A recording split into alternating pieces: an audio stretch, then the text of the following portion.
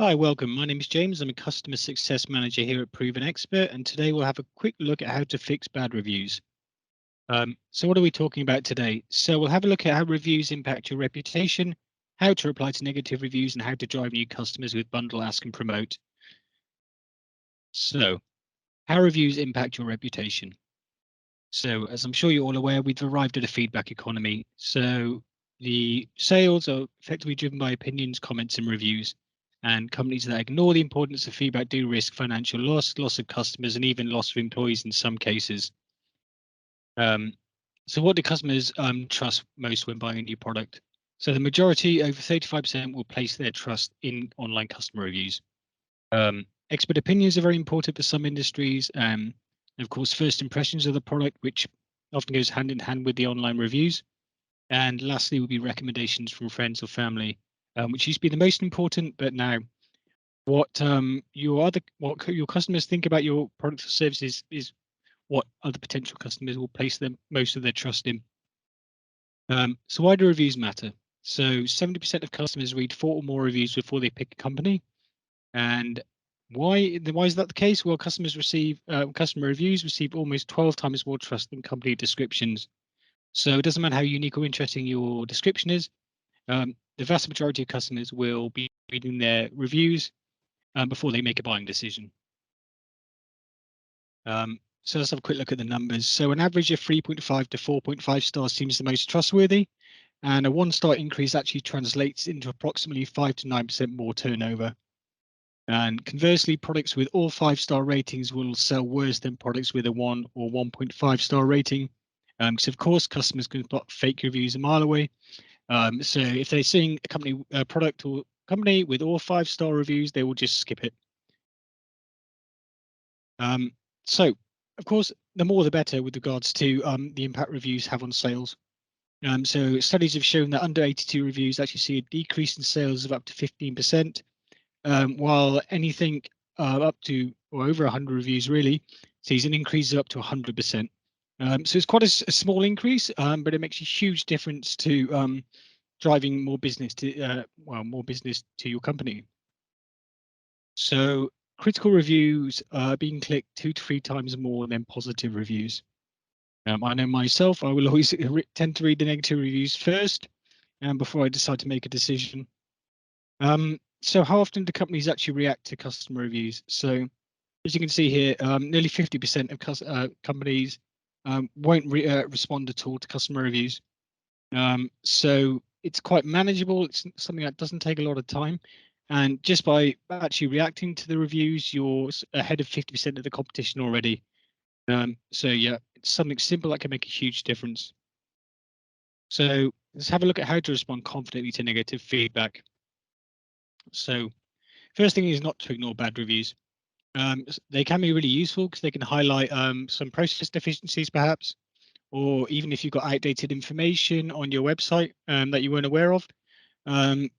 These critical or negative reviews can bring those to your attention, and you can make the necessary changes to prevent the same sort of reviews happening in the future.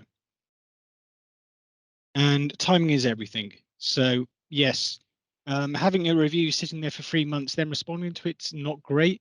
And from a customer's point of view, it shows that you don't place much emphasis on your customer service. However, spending 2 to 3 times a week going through your online reviews and responding to them, it shows basically you care about your customers, you care what they think and what they have to say. And yeah, from a potential customer's point of view, that's great. So yeah, show that you understand the customer's point of view. So whether it be positive or negative feedback, it's good to actually acknowledge and validate the things that they're saying, whether you agree with them or not. So, for example, let's have a look here. So in this review, the customer wasn't very happy with the food or the service. So the company is responding saying, "I'm disappointed to hear you weren't able to make the husband's birthday lunch memorable and delicious, but you should be blown away by our flavors." Which is not great because it's saying that effectively saying that the customer's in the wrong here, that there's something wrong with them for not actually enjoying their food. and the service they provide. So it's not a great example. In this case, they should have acknowledged that they weren't very happy, and then perhaps offered a solution in the future. So it's always really important to maintain a professional manner when responding to reviews. So in this case here, it's not actually a customer, but someone that's reading the previous review responses, and it's saying that obviously the responses are trying to be funny, and so the response from the owner in this case is exactly that. They're just trying to be funny, and from someone who's reading this review, it looks like they don't take anything seriously. So it's very unlikely people seeing that would actually use their product or service. In this case, you've really got to be aware of everything you're putting online is effectively there forever. So you need to be really projecting your company's values when you're leaving review responses. And it's always really important to highlight the positives. So in this example, the customer said they stayed there, great place to stay, brilliant in the center of everything. There was an issue with the Wi-Fi, and the street's been very loud. So the response is great because they've effectively taken all the positives from the review and started off with that. So the first few sentences are basically saying, thanks for sharing your experience with us. We're happy to hear you enjoyed your stay and the location is perfect. They've then acknowledged the issue with the Wi-Fi, and then they said, this has been resolved. So someone reading this is going to pick up on those first few sentences first. That's what's going to stick in their mind. So always start off highlighting any positives in the review and then addressing any issues that there may be. And of course, always apologize when appropriate. So there was an issue here with the information online being different to what they actually offered when they actually ordered. So they're saying, yeah, we apologize for that.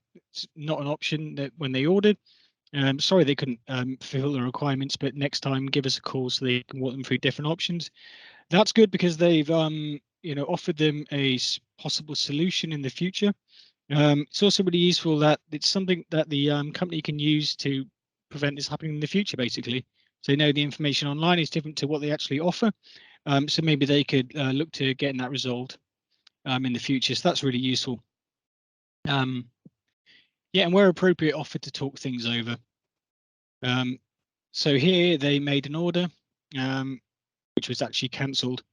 So it's not great, but they've taken it really serious here. So the company's responded, and they've sincerely apologised for the problem. They appreciate them bringing this to their attention, and they've actually gone ahead and forwarded this to their regional director, who's said they're going to reach out to them directly. Provided an email address here as well. So that shows that they actually do really care about the customer service, and obviously for any potential customer reading this response, that's great. It shows they take things very seriously. Mistakes do happen. As long as you're tackling these quickly and making sure that you do everything to resolve it, then that's perfect. Yeah, and take action if necessary again. This one, so they were struggling to obtain an invoice from a hotel, which obviously can be quite serious. So they've offered sincere apologies, and they've also given a personal email address here. So this one's great. I mean, they've gone a step further. So not just a customer service email address; it's actually her personal email address. So they're going to make sure they get this resolved as quickly as possible. Again, from a potential customer's point of view, it shows they really take things seriously and they care about their customer. Okay, so yeah, as I mentioned before, it can be critical reviews can be really useful. So I would always advise creating a Word document, pasting all negative reviews into the document, and you can use that then to identify any themes driving your unhappy reviews. And obviously you can use that to find business solutions so the same sort of thing doesn't happen again. So for example, unhappy reviews about an expensive parking at a hotel. You can make your customers aware when they're making bookings that these fees exist so they're not shocked when they arrive. For unhappy reviews about long waiting times, you could also explain on the website that the food is made to high quality, so can't be rushed in the kitchen. So yeah, this is what you can use to preemptively stop things happening before they start. And consider engaging privately. Yeah, as we've seen in a couple of examples here. With this one in particular, it's great because they say they've gone this step further. Pass it to the regional director. Offer them a separate email address to contact them. So yeah, it's great. It helps you make sure you can actually get this resolved. So hopefully this doesn't go any further. So this is the only negative review they will hopefully leave.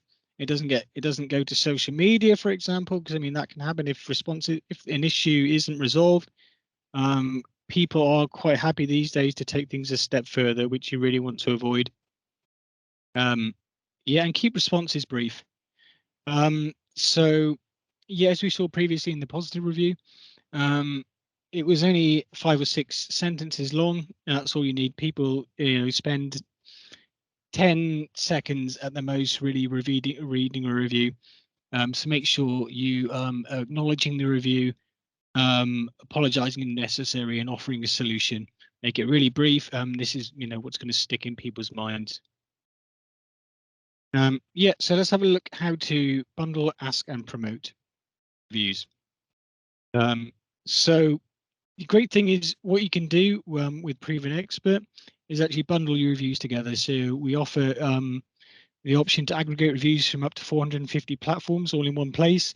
So that means you're never going to miss a review. It can sometimes be hard to remember actually, where your company is being reviewed. So the great thing is you can just log into ProvenExpert. You've got all the reviews in one place. You can look to see if you've had any recent reviews on there, and you can tackle them if needed. So the next step is to actually start asking for feedback from customers. As we saw before, the more reviews, the better. So there's a few ways you can do that. And you can create a survey very easily in ProvenExpert, and then you can ask for ask for reviews in several ways. You can email surveys to the customers, which I would advise is the best way to do it, as they do not need to verify their email address. They can just respond to the view, and that's it. You can publish it. You can, if you need to, you can print a QR code on a business card, and that can be handed out if needed. You can also post a link on your website, which a customer can click on, be taken to the ProvenExpert profile where they can leave a review. So next step is to promote yourself effectively. So there's a few ways of doing that. Obviously, your trust signals do increase trust in the brand, and displaying reviews can increase conversion by up to 270%. And if positive reviews are present before, during an online transaction, actually decreases the abandonment rate, and the number of refund requests decrease. At the same time, by having those trust signals, customers obviously often opt for more expensive products and will purchase from you more often.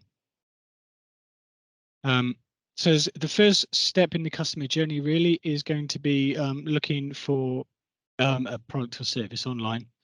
So as you can see here in Fitbox Berlin, they've actually got the Google stars underneath their domain name. So when a customer sees that, they're much more likely to click on your website as opposed to a competitor underneath who doesn't have the Google star reviews on there. So yeah, it increases click rate by up to 35%. So once they've actually gone onto your website, there's the next step in the in promoting the trust. So as you can see here in the footer, they have the ProvenExpert, one of our ProvenExpert rating seals, which will show you the number of reviews, which is aggregated from your ProvenExpert reviews and all your external reviews that you've got linked to your ProvenExpert profile. Shows your star rating here, and in this case, it also has the most recent or relevant review showing. So that's great. Customer can also, at that point, if they want more information, they can then click on the widget, be taken to your ProvenExpert profile, and they can have a look through your product description and your reviews there. That's basically the final step in the buying process. At that point, hopefully, they're convinced enough to use the company. So actions for successful bad review management. So I would always advise to collect at least 20 reviews that seem trustworthy to potential new customers. Make sure your latest review is no older than 3 months. as in that case, sometimes people aren't even sure if the business is still operating if any reviews are any older than that. Always react to reviews in a short and sweet manner with kindness, and actively manage your reviews with a review aggregator like ProvenExpert, so you don't miss any bad reviews, and you don't hurt your company's reputation in the long run. And that's it. If you want any more information, you can contact us at support@provenexpert.com, and I'll be more than happy to help. Perfect. Thank you very much. Goodbye.